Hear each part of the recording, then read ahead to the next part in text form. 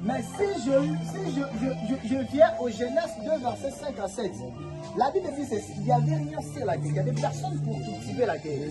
Il n'y avait personne pour cultiver la terre. La Bible dit, Dieu arrosa la terre. Il forma l'homme. C'est ça, non?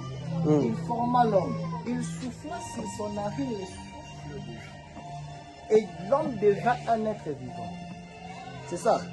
Or, la création n'est pas la formation. Ok. Est-ce que je me fais comprendre? La création n'est pas la formation. La création était au commencement. La formation vient au deuxième verset. Pourquoi? Parce que l'homme a été créé à l'image et à la ressemblance de Dieu. C'est pourquoi la Bible dit ceci. Tu es poussé, tu retournes à la poussière. Alors que l'homme lui-même ne meurt pas. Ok.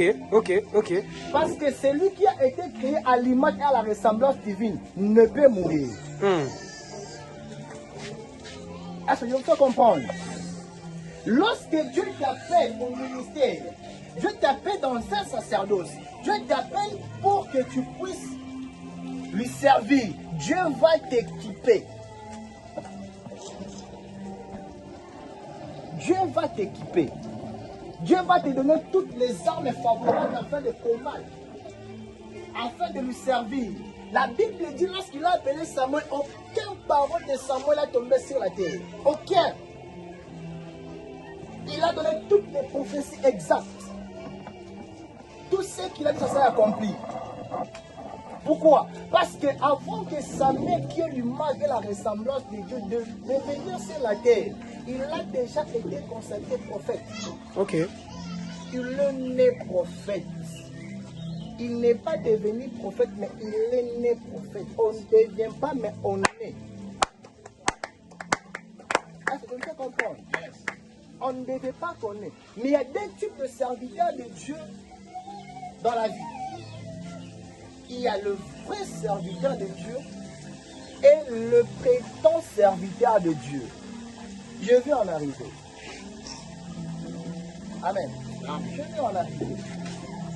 Pourquoi la Bible donne la consommation à ce que tout ce que Samuel disait ne donne pas sur la terre? Parce qu'il marchait avec Dieu et Dieu avec lui. Il servait Dieu avec Dieu, mais ne servait pas Dieu sans Dieu.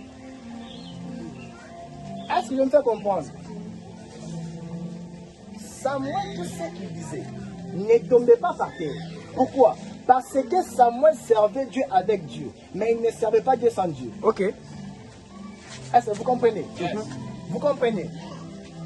Il peut vous arriver de servir Dieu sans Dieu. Cela va vous coûter très cher. Cela va vous coûter très cher. Un serviteur de Dieu ne se dit pas que je suis un serviteur. Mais la manière de se comporter, cela démontrera aux gens que cet homme est un homme de Dieu. Est-ce que vous comprenez?